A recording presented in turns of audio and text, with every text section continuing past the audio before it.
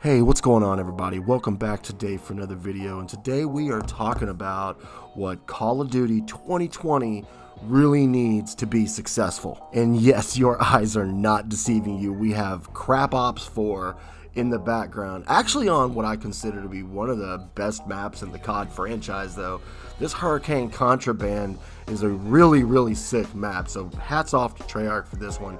I normally don't like maps that aren't, you know, in a real military war setting, but this one was actually really cool. So that's actually pretty cool that we got some gameplay on it. But without further ado, let's just go ahead and dive into today's topic. By now, we have all heard about the leaks from Exclusive Ace and all the information that was provided to him to give him the details of the game that we are all have in our possession. We know the game is set in the Cold War era. We know the multiplayer maps, they're almost done. We know that the compass is returning, that we have a standard mini map. We also know that there's a water mechanic that's going to bring swimming back to us. We also know there's a lack of a gunsmith, and we know that Dead Silence is so far not in the current build of the game. All that information, we all know that stuff already. But what the game actually needs to be successful, first off and most important above anything else, is the removal of skill-based matchmaking. If nothing else, moving it over to competitive play only. Skill-based matchmaking is the cancer of online competitive shooters. It should not be there. It's just AIDS. And you should know as well as I know that the reason why it's there to begin with is because of Activision trying to sell stuff. I mean, Destiny, not Destiny, but Bungie, the company itself, they broke off from Activision some time ago for creative differences. And then now we see the removal of skill-based matchmaking from Destiny 2. If you didn't know that, that's a thing out there. And you see how the community is responding to it. And it shows as well as the kind of control that Activision has over these games. So I don't think that skill-based matchmaking has anything to do with Treyarch or Infinity Ward or even Sledgehammer or any other developer. Skill-based matchmaking needs to go. It should be based off of connection and connection only. And until that change is made, I think it's always going to be some form of unenjoyable experience for the entire player base. That's just how I feel about that. Now, in the life cycle of Modern Warfare, they tried out some new things, added some new features to the game that itself that made it a lot better, and I think that these things need to be continued in the entire COD franchise going forward, especially with COD 2020, and that is crossplay. Uniting all the players together across the board, I have found personally to be just a great experience. I've never encountered a hacker. I know other people have, but I think it's one of the best things that they've come up with was the idea of crossplay, to have it in these games, as well as the season pass, and there not being one, and the DLC model being free. Another thing that did not split up the player base.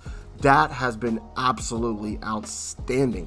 And not to mention as well, the Battle Pass. The Battle Pass system, having that supply stream, is so much better than any form of black market or anything. All the stuff that they choose from that you can buy, cosmetic, what have you, the variants, it's all great. I applaud them 150% for everything they've done in that fashion. I think all that stuff needs to come into COD 2020. But as far as gameplay mechanics are concerned, first and foremost, they need to really rethink this whole thing about Dead Silence, if it's true that it's not going to be in the game, because Dead Silence has been a perk that has been in this game for I don't know how long, what, COD 4? That is something that needs to be in this game. It should be the player's choice to be able to do that. It helps promote rushing, in my personal opinion. Having Dead Silence allows you to move through around the map without anybody being able to hear you. And I do like the way Treyarch does Dead Silence above any other studio. They have the option for Dead Silence, but they also have an option to counter it. And it's your choice to use up a perk slot if you want to take that. But Dead Silence, no matter what, that is something that absolutely needs to come back. And the next thing on my list is the Gunsmith, man. The Gunsmith in Modern Warfare, in my opinion, it was a total game changer.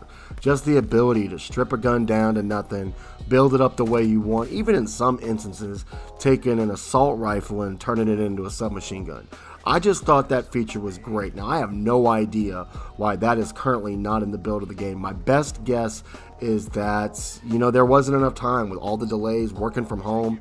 That's the only logical reason I can think of why it wouldn't be there. Because, I mean, I think this needs to be implemented into every single Call of Duty going forward. But I wonder at the same time if it has anything to do with the prestige system, and from Infinity Ward's take, if taking out the prestige system and this was supposed to somehow compensate for the lack of it or be a replacement in some form or factor, because the prestige system as well, that also needs to come back. I really appreciated that grind for the next prestige emblem, getting your unlock token, going through the whole thing again. I miss all that. So the Gunsmith, the prestige system, both of those things, in my opinion, absolutely need to come back. And since this is a Black Ops reboot, the Cold War, man, we need some solid streaks from that time period. Now, I would like to see something in the form of like white phosphorus come back, but at the same time just be a way more effective than what this actually was, because I think that'd be something that'd be cool. Also for Treyarch, I would love to see just once them actually put a legitimate nuke in the game. That would be cool. I would like to actually really see that. Also, I really want to see some confirmed details of the return of dogs, some form of swarm. You remember swarms from Black Ops 2? Those things were just evil. Black Ops 2 had absolutely some of the best streaks in COD history, but I want to see, you know, dogs come back. I want to see, you know, things like the carpet bombing come back. I want to see, what was that flame bomb that came back, it was like 5 streaks in Black Ops 1. I want to see that counter UAV come back. I want to see that Valkyrie rocket come back. Stuff like that. Those were some seriously good streaks, and I would like to see an advanced UAV not be so high up the totem pole that it's just no point in getting that over some other kind of streak. So those would be some really solid streaks, but more than anything, I want some confirmation on the Poochies, man. We need dogs like nobody's business to come back into this game. Now, last but definitely not least is the maps that are going to come with this game. They're talking about 10 multiplayer maps are coming to this game. That is totally unacceptable. We saw how that was in COD World War II, only having 9 maps at launch, and then if you pre-order, you got a bonus of Carentan. Now, it wouldn't be that bad if we got 9 maps at launch if we had the DLC model back in the day where we were guaranteed to get 4 multiplayer maps every, 3 months or whatever it was, but that's not the case. So we need to be getting about 14 to 17 maps at launch. I think that's a good number.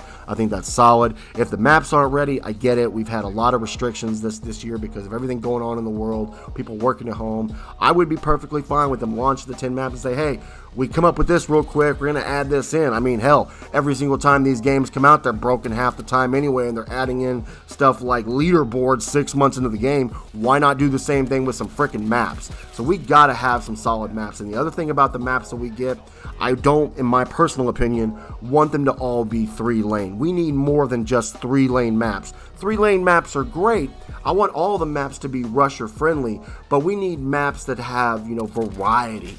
3-lane, some that have verticality, some that have, just a straight open field would even be great with just little bitty stumps or whatever to hide behind. Just a little bit more variety than what we've had in the past. And looking at it from just the way the maps look in general, I would like to see a little bit more of a war setting and not so goofy, you know what I mean? But Black Ops 1, when you look in the back in the old days, Black Ops 1 had great maps as far as the setting is concerned. So I have some high hopes, and I'm really hoping that the maps that come out with this game, that they're just on point. And ladies and gentlemen, that's pretty much all I've got for today. That's everything that I think that this game needs for it to be successful. But what do you think this game needs to be successful? I'd love to hear what you have to say about it. Go ahead and drop your comments in the comment section. Let's keep the conversation going. And once again, if you are new to the channel and you didn't already know this, I'm going to be doing a giveaway for the month of July. All you need to do to be a part of that giveaway so that you can have a chance